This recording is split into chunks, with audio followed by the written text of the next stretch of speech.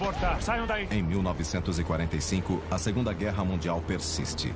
Mais de 60 milhões de pessoas são mortas em um conflito que atravessa continentes e traz à tona tanto o melhor quanto o pior da humanidade.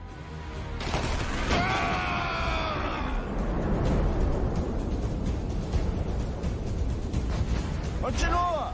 Cuidado agora!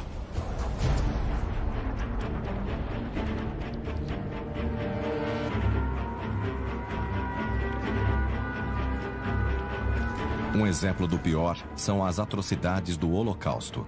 Mas em maio de 1945, um pouco depois da morte de Adolf Hitler, a Alemanha finalmente se rende.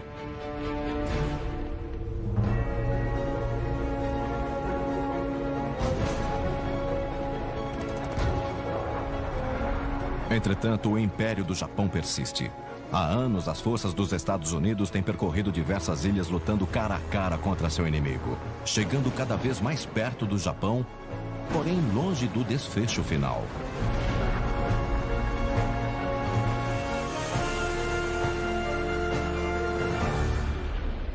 Agora, com a recém-desenvolvida bomba atômica em seu arsenal, o presidente americano Harry S. Truman decide lançar a bomba. E assim começa a Era Atômica. Ele era cabeça dura, inclusive quanto a não usar tropas no Japão. Então, ele tomou a decisão de lançar a bomba atômica.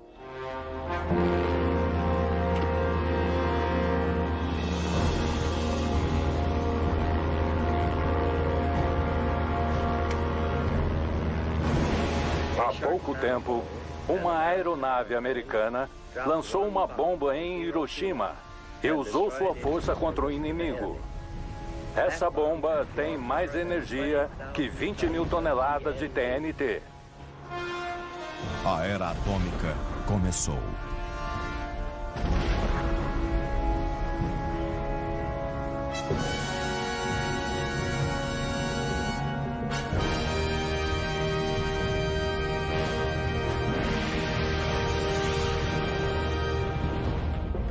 Agora, duas superpotências globais se enfrentarão, prontas para um combate imediato terrível, ameaçando aniquilar uma a outra pressionando um botão.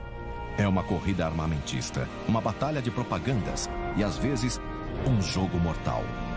A Guerra Fria, chamada por conhecedores de Mad World.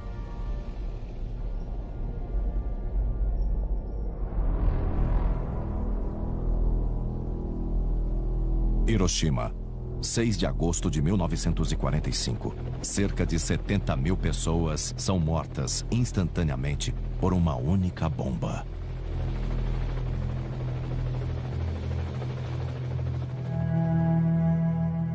Onde antes havia uma distinta cidade abaixo de nós.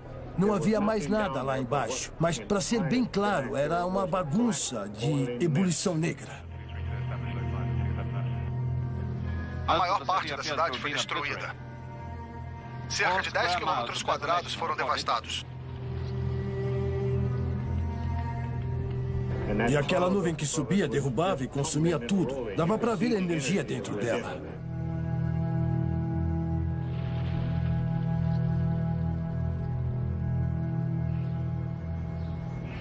E mais uma destruição está a caminho.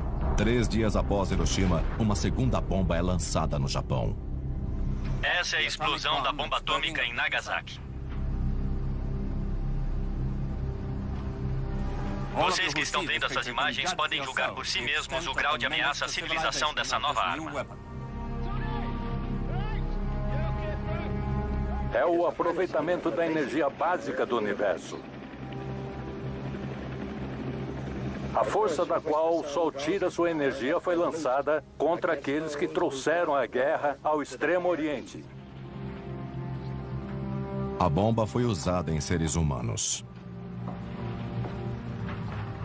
2 vezes.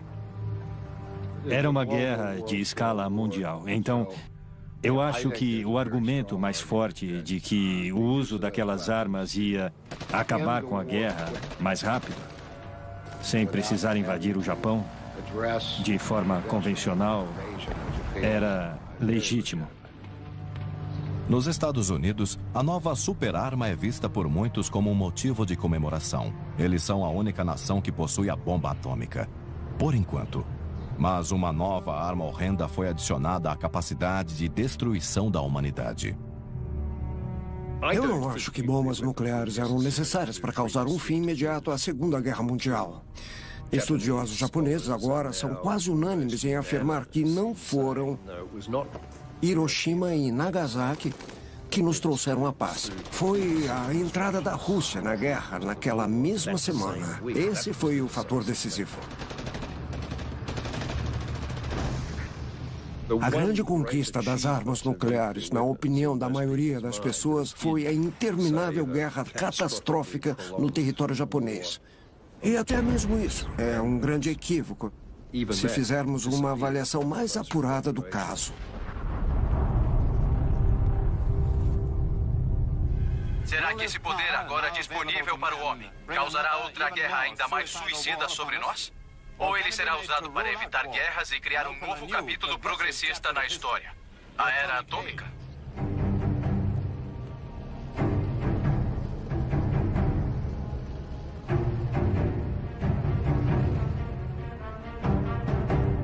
A terrível arma usada para acabar com a guerra contra o Japão marca o começo de um novo conflito, a Guerra Fria, e de uma era de destruição mútua assegurada, o Mad World.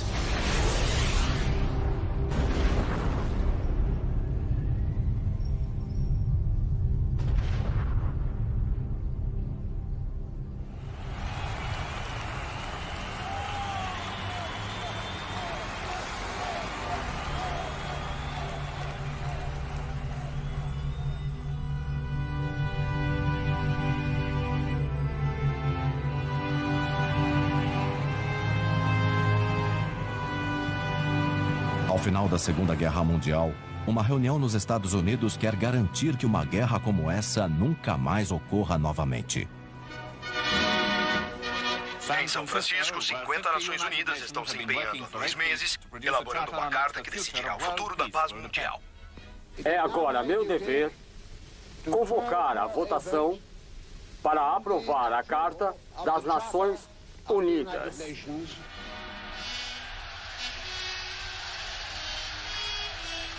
O Dr. Wellington Koo assinou primeiro pela China.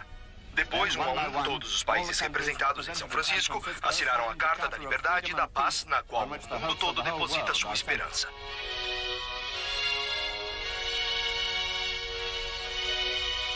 Essa nova estrutura de paz está se erguendo sobre bases fortes.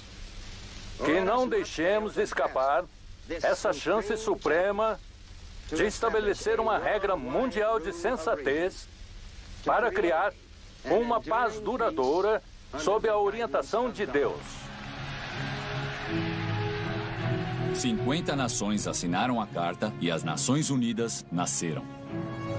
Apesar de temerem um futuro, é um momento de grande otimismo. Homens e mulheres decidiram representar a grande maioria da humanidade em uma nova tentativa de garantir uma vida segura para os cidadãos comuns espalhados pelo globo. Em um mundo desiludido, alguns podem pensar que tal tarefa é impossível. Mas com boa vontade, é claro que não é impossível. E a alternativa é a destruição mundial. No mundo todo, muitos esperam que as palavras do presidente Truman sejam precursoras da tão merecida e necessária paz mundial. Uma paz que dependerá de 2 ideologias bem diferentes e será testada por elas. Cada uma determinada a reformular o mundo. 2 momentos decisivos na história criaram a Guerra Fria. A bomba atômica é um deles. O segundo ameaça começar outra guerra mundial catastrófica. O comunismo se baseia na crença de que o homem é tão fraco e despreparado que ele é incapaz de governar sozinho e, por isso, recorre às ordens de grandes mestres. A Guerra Fria foi, na verdade, um confronto de 2 ideologias. Comunismo contra capitalismo. Simples assim. Eu achava que o comunismo era, em teoria, melhor que a democracia. Mas, infelizmente, como Churchill disse, a democracia é a pior forma de governo, à exceção das outras. A Rússia sempre foi um parceiro duvidoso dos aliados. A ideologia comunista está em desacordo com o capitalismo. O Estado totalitário não é compatível com a democracia ocidental.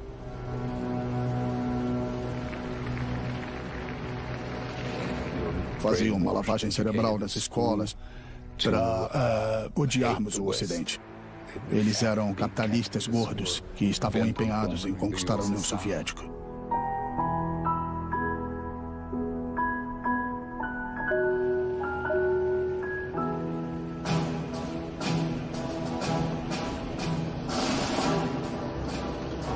Conhecida como União das Repúblicas Socialistas Soviéticas desde a Revolução, a Rússia é governada por Joseph Stalin, secretário-geral do Partido Comunista. Esse grande líder do proletariado foi um gênio de todos os tempos. Hoje Stalin assiste com orgulho as unidades da Força Aérea Comunista sobrevoarem a capital soviética. Stalin tem grandes planos para o comunismo. Ele já havia se adiantado na Conferência de Paz dos Aliados um pouco antes do fim da Segunda Guerra Mundial. O Palácio de Livadia em Lauta foi o cenário da conferência. Um lugar magnífico que costumava ser ocupado pelo Tsar quando ele tirava suas férias de inverno na Crimeia. Em Yalta, são feitos planos para dividir a Europa entre as 4 potências vitoriosas: o Reino Unido, os Estados Unidos, a França e a União Soviética. A Alemanha será dividida em 4. A parte oriental será governada pela União Soviética. Winston Churchill e Franklin Roosevelt aceitam que a Europa Oriental, ocupada pelo Exército Vermelho, pertence agora a Stalin. Foi uma loucura.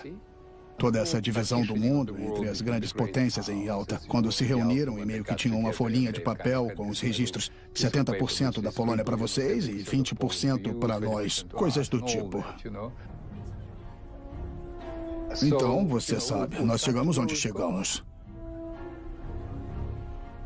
Eu acho que o governo, devido à doença de Roosevelt e à ascensão de Truman ao poder, tentando aprender como lidar com Stalin e Churchill, levou alguns a acreditarem que os russos iam cuidar melhor da Europa Oriental. A eleição polonesa foi um teste.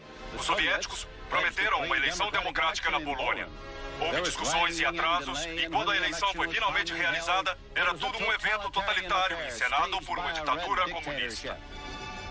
O marechal comunista Tito estabeleceu uma ditadura comunista na Iugoslávia.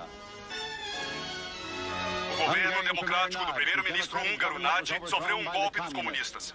Uma violação culminante das promessas dos direitos soviéticos. Houve uma eleição falsa na Hungria, falsificada pelos comunistas ou falsificada pelos soviéticos. E os comunistas subiram ao poder e a Hungria se tornou parte da órbita soviética. Assim, uma após a outra, as nações da Europa Oriental caíram nas mãos dos soviéticos. Fizeram pouco caso de que os soviéticos libertariam a Europa. E, portanto, sabe, nós libertamos eles dos capitalistas ou qualquer tipo de ambiguidade que eles eram.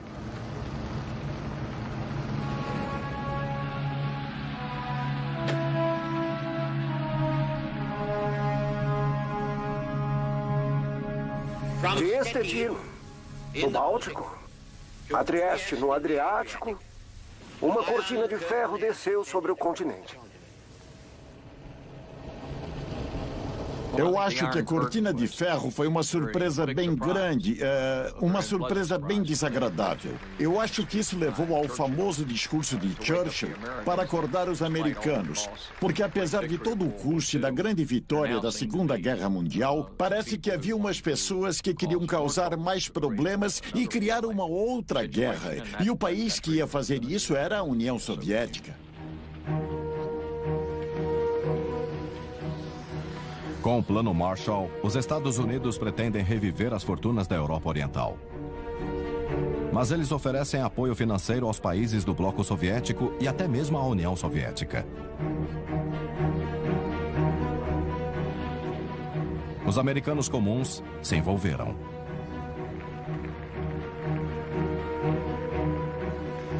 O Comitê de Alimentação dos Cidadãos Americanos está pedindo doações públicas.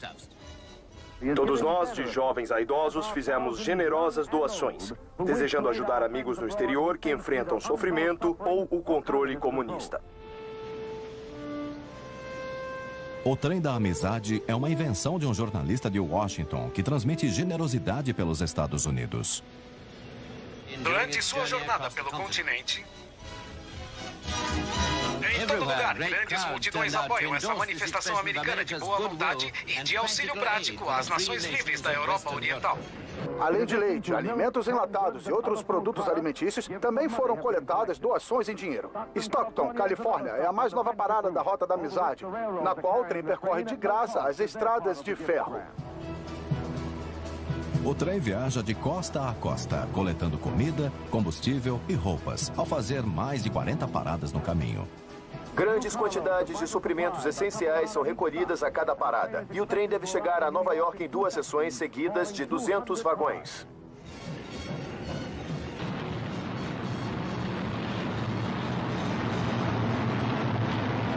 A carga, avaliada em cerca de 40 milhões de dólares, é enviada para a França e distribuída pela Europa em apoio ao Plano Marshall. Como esperado, Stalin recusa a caridade capitalista para seu Estado comunista.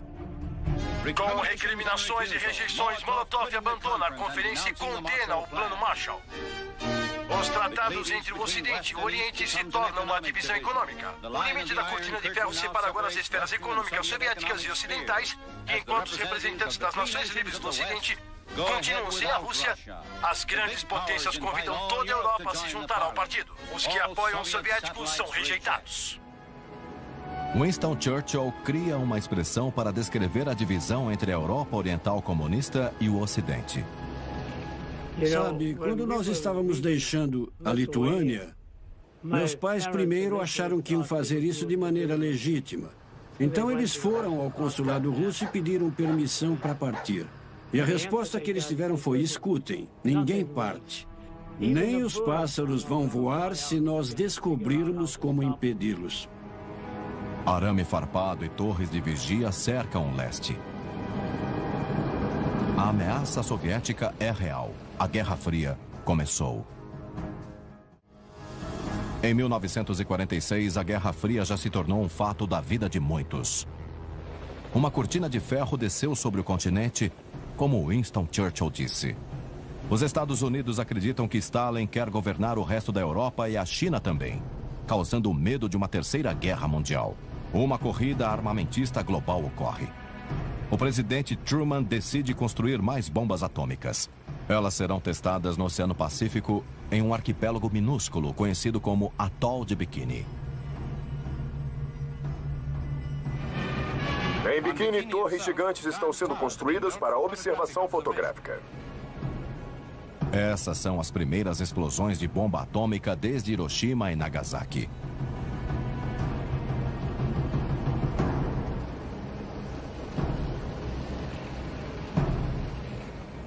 As Forças Armadas dos Estados Unidos estão determinados a manter os detalhes de sua superarma em segredo. A bomba atômica, cuidadosamente protegida, é transportada pelo B-29, que vai levá-la a Bikini. Não é permitido dar nenhuma espiadinha nesse míssil. Como homenagem a um filme de Rita Hayworth, a primeira bomba lançada no atol de Bikini é apelidada de Gilda. E agora é hora de partir. A missão Crossroads começou.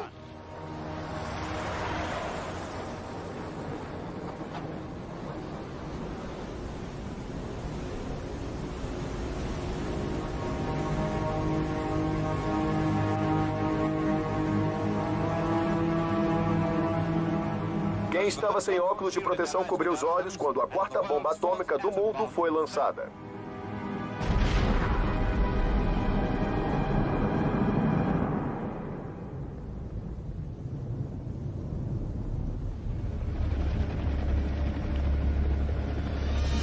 Após o lampejo colossal, uma grande nuvem subiu cerca de 11 quilômetros em direção ao céu. Todos podem ver que o mundo testemunha um momento decisivo.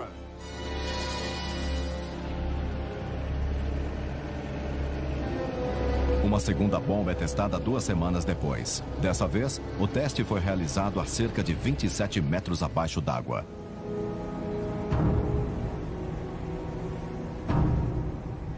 Faltando 2 minutos, o Dr. Holloway liga o interruptor. As luzes acendem.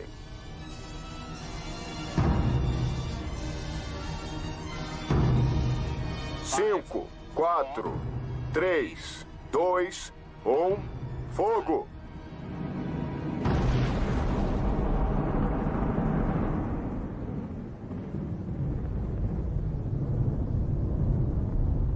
Radiação, fumaça, fogo, névoa, água. Um padrão de energia irresistível filmado com o sistema de som Movietone para o mundo todo ver. Uma grande quantidade de água é difundida. Uma imagem que representa a energia colossal lançada. Os Estados Unidos e seus aliados tinham a posse de uma arma destrutiva em forma de dissuasão nuclear que claramente tinha propósitos estratégicos. Olhando de cima, a explosão é equivalente a 50 mil toneladas de TNT. Os cientistas calculam que a temperatura no centro do tufão atômico é de 100 milhões de graus. A temperatura gerada é capaz de derreter aço e vaporizar qualquer coisa viva. Em um mundo divergido, os Estados Unidos mantêm sua grande vantagem militar.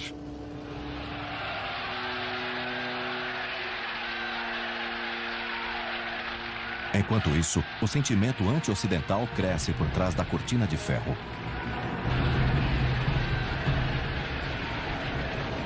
Funcionários americanos de uma empresa petrolífera se consideram sortudos por terem saído da Hungria. Nós estávamos com medo. Nós fomos levados para essa base, numa cidade bem famosa, e fomos contestados de maneira desagradável. E nós passamos a semana seguinte lá. Mas as pessoas naturais desses territórios ocupados por Stalin são proibidas de sair à medida que seu regime comunista restringe o modo de vida em todos os sentidos. Apesar disso, muitos decidem percorrer a difícil e perigosa jornada pela liberdade.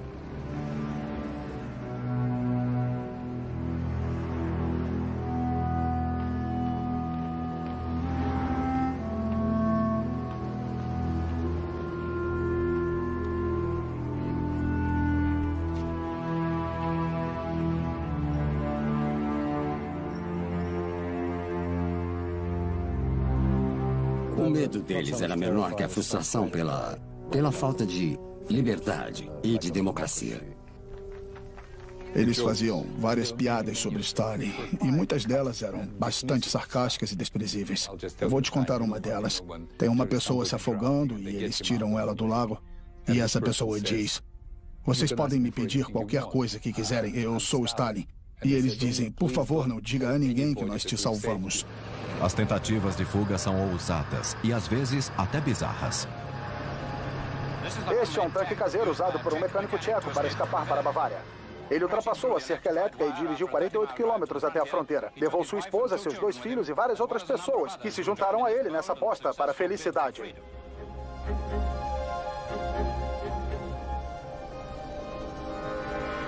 Hoje em dia é bem arriscado tentar escapar da Alemanha Oriental, controlada pelos soviéticos, para a segurança do Ocidente. Mas milhares estão tentando.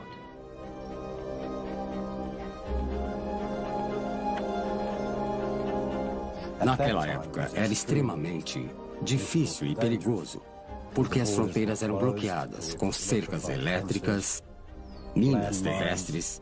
Era extremamente difícil sair. A história dramática dos 3 aviões tchecos que recentemente pousaram em Erding, na zona americana da Alemanha, a uns 32 quilômetros de Munique, é um exemplo de fuga. Foi o Sr. Kauke que pilotou o avião do aeroporto de Praga e fez o pouso forçado no aeródromo, ou devo dizer, na pista fora de Praga. Demorou cerca de 90 segundos para todos nós embarcarmos e nós partirmos imediatamente. Cerca de 20 minutos depois, nós cruzamos a fronteira para o território americano. Porém, há mais surpresas para os refugiados do comunismo. Em Nova Jersey, um operário de uma fábrica de rádios escapou do outro lado da cortina de ferro. O homem é Jonas Cernius, ex-primeiro-ministro da Lituânia, que escapou com sua família quando a Rússia soviética assumiu o controle de seu país. Como o senhor se sente sobre isso? Eu estou me sentindo muito bem. Eu sou livre, eu tenho bons amigos e bons bons parentes. Eu tenho comida. Eu não tenho mais fome. Eu estou feliz. O povo do Ocidente está ao mesmo tempo assustado e fascinado com o mundo restrito por trás da cortina de ferro.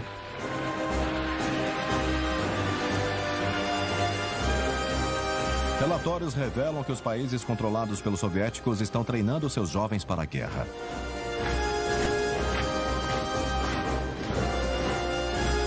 Apesar de ser difícil conseguir informações, a impressão é de que a vida no leste é ruim e severa. A antiga cidade de Belgrado, capital moderna da Iugoslávia, apresenta uma imagem de interesse particular. Ela oferece um vislumbre de um país da Europa Oriental, que é hoje o foco da curiosidade dos olhos ocidentais. Pessoas robustas são vistas na região. À medida que camponeses vêm aqui para fazer compras, lembram dos dias em que a Sérvia era um reino separado. Em Berlim, o portão de Brandenburg delimita a fronteira entre o Oriente e o Ocidente, mas filmagens do outro lado da cortina de ferro foram autorizadas. A Avenida Unter den Linden está diferente e o nosso cinegrafista informou sobre os tipos de lojas que há no local. Os nomes das ruas mudaram desde que Stalin assumiu o controle da parte antiga da capital da Alemanha. Os soviéticos ocuparam a Europa Oriental aparentemente para ajudá-los. Depois eles se retirariam e não iriam deixar várias tropas posicionadas lá.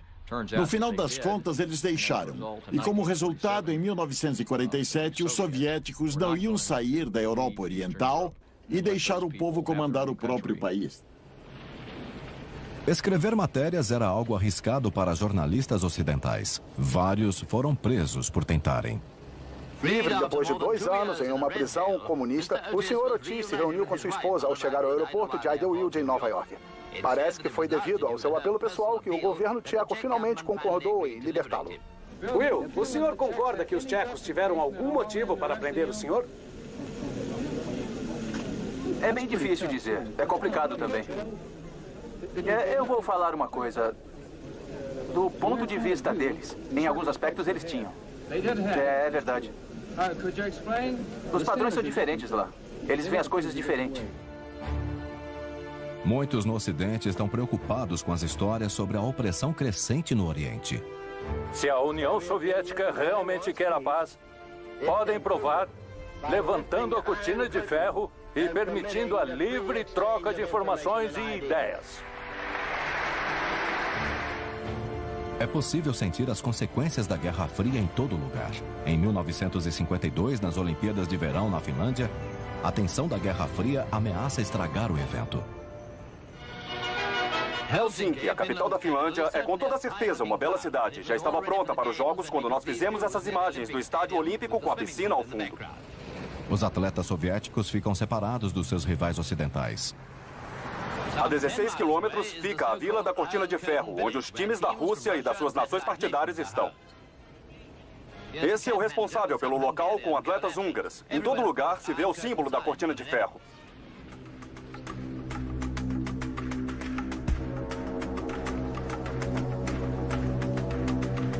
Nas ruas de paralelepípedos da Europa Oriental, parece que os limites demarcados pela Guerra Fria não serão desfeitos em breve. Enquanto o mundo assiste ao comunismo criar raízes no continente europeu, pelo mundo inteiro, novas sementes do comunismo se preparam para espalhar novos campos de batalha. Durante anos, como consequência da Segunda Guerra Mundial, a União Soviética gastou pouco tempo controlando países em toda a Europa. Apesar de enfrentarem pouquíssima resistência, eles não permitem nenhum protesto. Mesmo com todas essas evidências óbvias sobre a tirania soviética, nem todo mundo no Ocidente é contra o comunismo. Em 1946, financiadas pela União Soviética, guerrilhas no sul da Europa lutam pela conquista comunista. Na Grécia há mais crises perigosas. Surge uma guerra civil.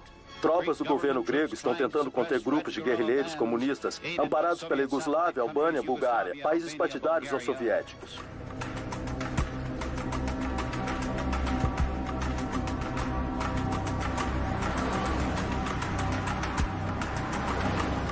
O governo grego declara que as gangues foram financiadas em maior parte pela Iugoslávia. Roubos e terrorismo são seus objetivos e há criminosos famosos. A própria existência do Estado grego está hoje ameaçada pelas atividades terroristas de grandes atividades de homens armados comandadas pelos comunistas. O Conselho de Segurança dá atenção à situação da Grécia. O primeiro-ministro acusa a Iugoslávia, a Bulgária e a Albânia de começar uma rebelião esquerdista. Os Estados Unidos receberam do governo grego um pedido urgente de auxílio econômico e financeiro. A Grécia deve receber auxílio para se tornar uma democracia autorrespeitada e autossustentada. Os Estados Unidos não queriam se envolver de novo em uma guerra ou se envolver de novo com assuntos das nações europeias, mas foi obrigado a fazer isso porque reconheceram que, sem o auxílio de um país maior, os gregos iam se enforcar e o comunismo ia se espalhar ainda mais. Os Estados Unidos disponibilizam dinheiro, armas e mentores para impedir a propagação do comunismo.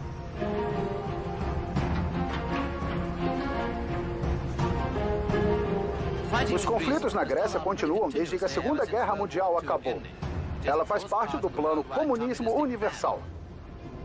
Bom, eu acho que a probabilidade de ter bases soviéticas no Mediterrâneo e nos portos gregos, a possibilidade de a União Soviética controlar a África do Norte e o Oriente Médio seriam maiores. Eu acho que foi por isso que os Estados Unidos os ajudaram. Na Grécia, operações severas são realizadas contra as fortalezas de rebeldes comunistas ao redor das montanhas de Gramos. A Grécia é o primeiro exemplo da Guerra Fria de uma pequena nação sendo usada como representante de duas superpotências, que testam sua potência de fogo e determinação em solo estrangeiro. Os Estados Unidos contra a União Soviética. O capitalismo contra o comunismo. O risco é muito grande. Durante a Guerra Civil, você estava do lado direito ou do lado esquerdo. As pessoas do lado esquerdo foram para as montanhas para se esconderem e lutar. Eu nasci em Esparta em 1938. Nós vivíamos com medo. Meu pai tinha uma posição neutra. Ele não queria se envolver com nenhum partido. A guerra civil é uma coisa muito triste. E, na verdade, é uma coisa perigosa porque você luta por uma ideia. Você não luta pelo seu país todo. Eram irmãos contra irmãos. As imagens a seguir ilustram as denúncias sobre os acontecimentos da Macedônia. Refugiados estão se mudando das áreas montanhosas onde os rebeldes parecem estar operando em acampamentos bem organizados. E soldados gregos estão a caminho para render as gangues descritas como bandidos. No dia 10 de fevereiro, cerca de 600 rebeldes gregos atacaram na região da Salônica. Foram derrotados por tropas de soldados, metade foi morta e cerca de 120 são prisioneiros. A gente ia andando até a escola. Uma delegacia ficava bem perto da nossa escola. E quando nós chegamos ao portão, eu me virei. E, para o meu espanto, havia cabeças do lado de fora da delegacia. Várias cabeças, apenas cabeças lá fora. E rostos assustados. Eu fiquei com muito medo de me virar e olhar de novo. Eram só as cabeças.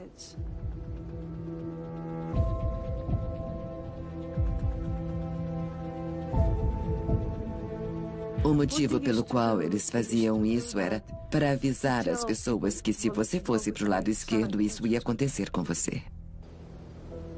Algumas mulheres estavam entre os capturados. Nenhum deles pareciam estar em boa forma ou ter conhecimento sobre os equipamentos. Depois de cercados, marcharam pelas ruas da Salônica, escoltados pelos soldados e seguidos por uma grande multidão de civis exaltados. Um dia, tinha muito barulho. Um caminhão parou do lado de fora de casa. E eu fiquei curiosa, eu queria ver.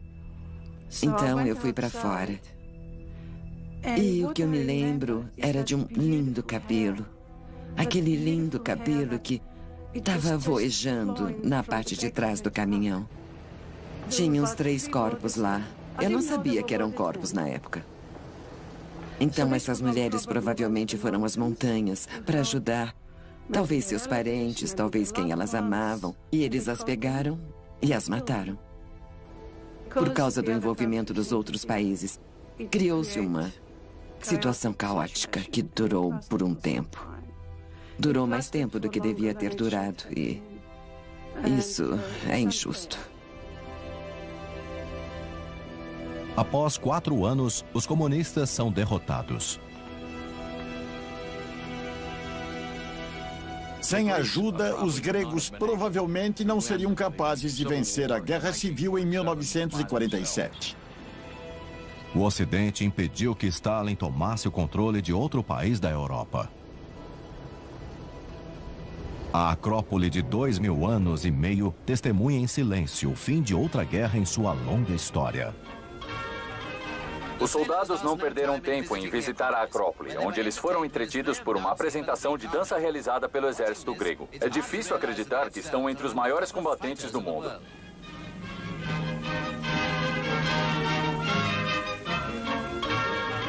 Mas a verdadeira diversão começou quando os americanos foram convidados a se juntarem a eles. Foi complicado para meros dançarinos de Jitterbug pegarem o jeito dessa dança grega de primeira.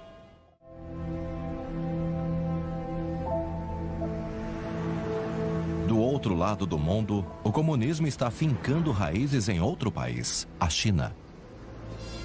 Eu quero expressar minha gratidão pelo interesse e pela simpatia prestados ao meu país, a China, pelos amigos americanos. Os Estados Unidos tomaram uma decisão difícil ao tentarem impedir a China de se tornar comunista. Havia uma guerra civil acontecendo entre as forças do comunista Mao Tse-tung e do líder nacionalista Chiang Kai-shek. Não é difícil para o comunismo ganhar seguidores na sua luta contra o status quo. A vida das pessoas comuns na China é uma tarefa árdua e sofrida.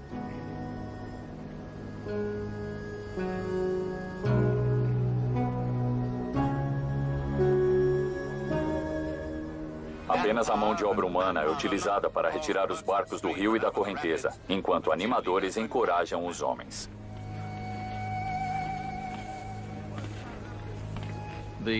Os comunistas na Rússia e na China, ambos conseguiam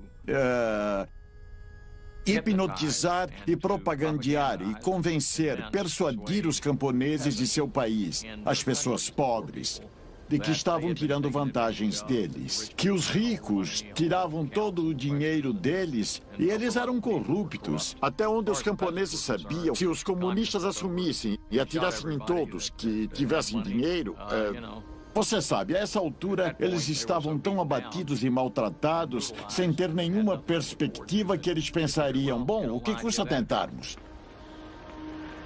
Determinados a impedir que a China inteira fosse tomada pelo comunismo, os Estados Unidos auxiliaram os exércitos de Chiang. A batalha pela cidade de Suqiao vai começar.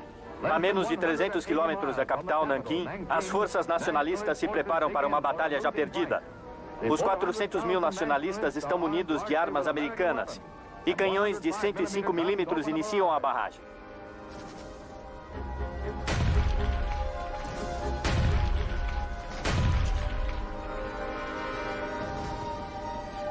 Assim como na Grécia, a guerra na China é um conflito entre superpotências. Os Estados Unidos apoiam o governo anticomunista e nacionalista, e a União Soviética apoia os comunistas. As cercas delimitam a cidade há tanto tempo que o arroz teve que ser trazido pelo ar. Os aviões distribuíram provisões para os defensores da cidade e levaram os feridos. Segundo relatórios recentes, 20 mil feridos acabaram sendo abandonados na retirada.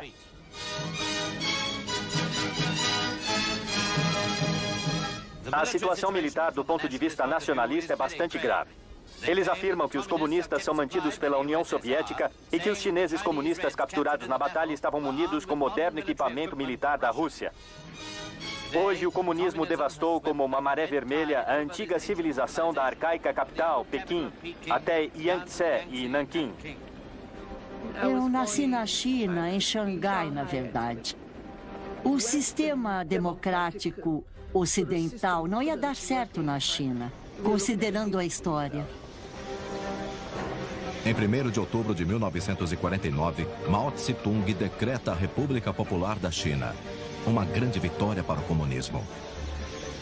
Provavelmente existem pessoas que argumentariam que a China está melhor com o comunismo do que se tivesse uma democracia corrupta. Isso é discutível, porque uma democracia corrupta, nós tentaremos transformar em menos corrupta. Durante o tempo que eu morei na China, quando Mao Tse-tung governava, é claro que era uma ditadura. Naquela época, você não podia dizer nada diferente de longa vida ao líder Mao, ou você sabe, dizer amo a China, ou amo o Partido Comunista. Todas as canções, músicas, todos os livros escolares, tudo era assim. Mas era uma vida simples.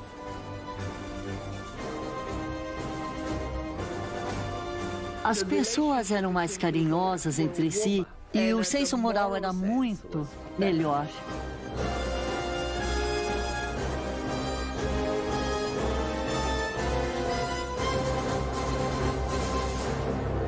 Enquanto o comunismo prova ser um estilo de vida funcional e até mesmo acolhedor na China, longe dali, no coração da Europa, a liberdade está sobre a corda bamba ao enfrentar uma nova Guerra Fria mortal. Em 1948, a Alemanha, após a Segunda Guerra Mundial, está dividida em 2 estados diferentes, Alemanha Ocidental e Oriental. Berlim, a antiga capital, está separada na Alemanha Oriental, ocupada pelos soviéticos. Após a destruição de Berlim e do fim da Segunda Guerra Mundial, as potências vencedoras determinaram que a capital alemã deveria ser dividida em zonas com o propósito de serem ocupadas pelos britânicos, americanos, franceses e russos. Para abastecer Berlim, havia 3 corredores aéreos que eram garantidos pelo tratado e um corredor ferroviário entre Magdeburgo e Berlim. Mas 177 quilômetros de Berlim estavam dentro do setor russo, da Alemanha Oriental. Eles nos queriam fora da cidade. Em 1948, as tensões em Berlim estão passando do limite. A Berlim Ocidental é uma porção valiosa para a economia da Europa Ocidental. Assim, os aliados lançam uma nova moeda, consolidando o nascimento da Alemanha Ocidental como um estado independente. Furioso com esse ato provocador, Stalin dá o troco e ordena que suas tropas bloqueiem as estradas para a capital alemã. O bloqueio de Berlim começa.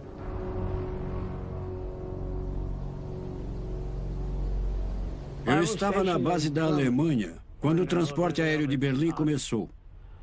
Foi uma tentativa dos russos de nos tirar de Berlim. Marshall suspendeu todos os serviços de transporte entre os setores, causando a paralisação das ferrovias de Berlim. Essa era uma das maneiras de nos tirar da cidade, bloqueando todas as entradas ferroviárias, aéreas e rodoviárias. As rodovias estão desertas e até o tráfego do canal estava paralisado.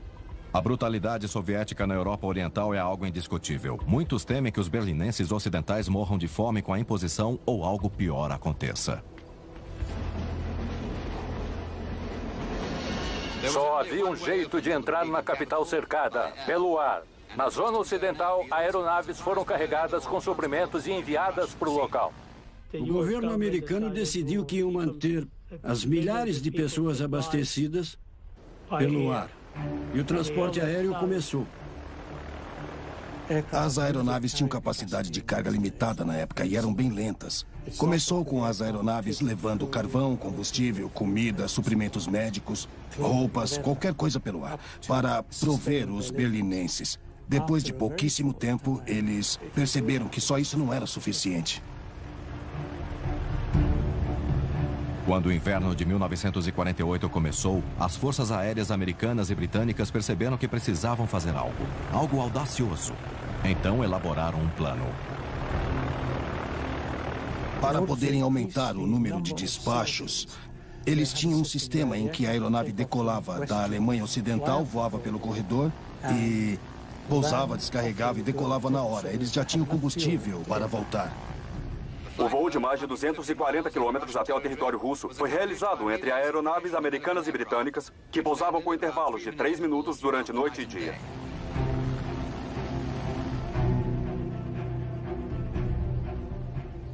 Calcula-se que 24 horas de transporte aéreo equivalem ao esforço organizacional para realizar 1000 bombardeamentos aéreos.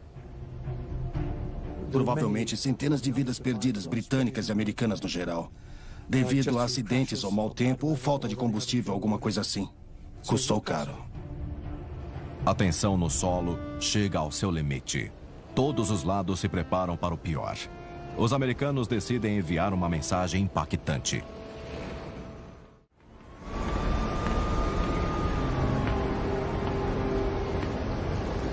Aqui está o primeiro dos Super Fortress a pousar em Scampton, Lincolnshire.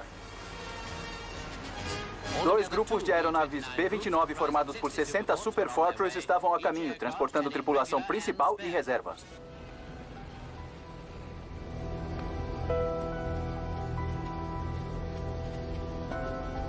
Além disso, um deles trouxe um Lulu da Pomerânia, um mascote talvez, ou um cão de guarda. Coincidentemente, as esquadrilhas de aeronaves B-29 enviadas ao Reino Unido agora também estão a pouca distância de Moscou.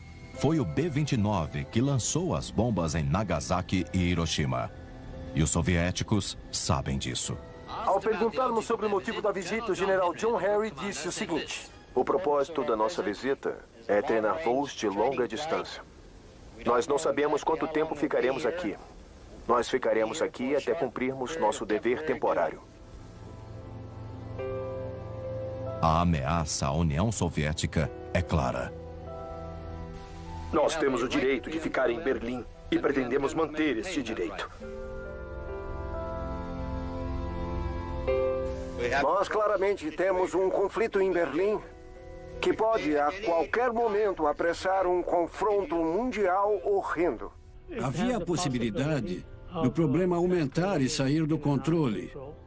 Podia ser um confronto limitado ou podia ser uma guerra total. O mundo está apreensivo.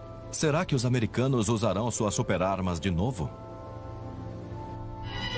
O Conselho de Segurança das Nações Unidas enfrenta sua maior provação: a disputa por Berlim entre a Rússia e as potências ocidentais. Na Berlim Oriental, os comunistas organizam protestos condenando bombas atômicas por americanos como uma ameaça oculta. Fazendo pressão, os soldados comunistas alemães desfilam para Potsdam Platz, cantando um hino de ódio às potências ocidentais, dando maior destaque aos Estados Unidos.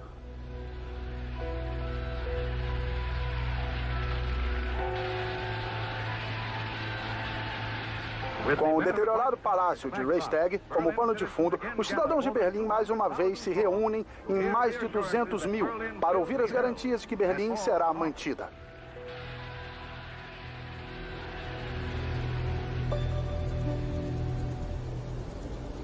Berlinenses ocidentais precisam de suprimentos trazidos por aeronaves do Ocidente. Trabalham para dobrar a capacidade do aeroporto de Gatow. Berlim, como todo mundo sabe, está em ruínas. Mas recentemente fizeram uso excelente da grande quantidade de destroços existentes na cidade. Mulheres e homens alemães estão trabalhando para colocar os destroços em caminhões que os transportarão para Gatow, onde a construção de uma nova pista de voo é prioridade.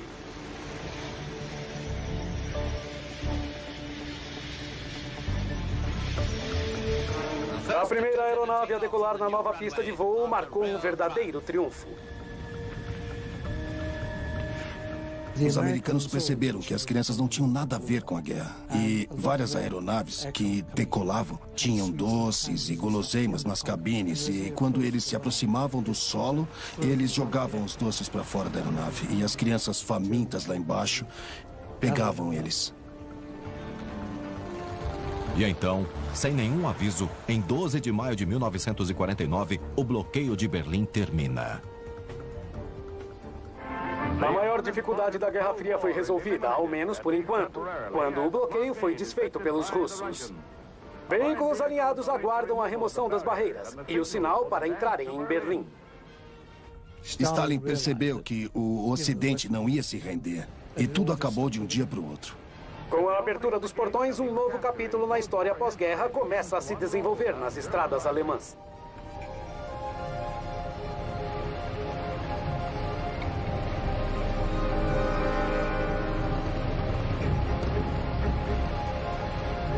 Comida e outros suprimentos são mais uma vez distribuídos livremente pela cidade. O transporte aéreo manteve 3 milhões de pessoas vivas. Nenhuma bomba foi lançada. E a primeira grande crise da Guerra Fria na Europa acabou. Mas é apenas o começo. Pelos próximos 40 anos, o mundo temerá constantemente o inimaginável. A destruição mútua assegurada.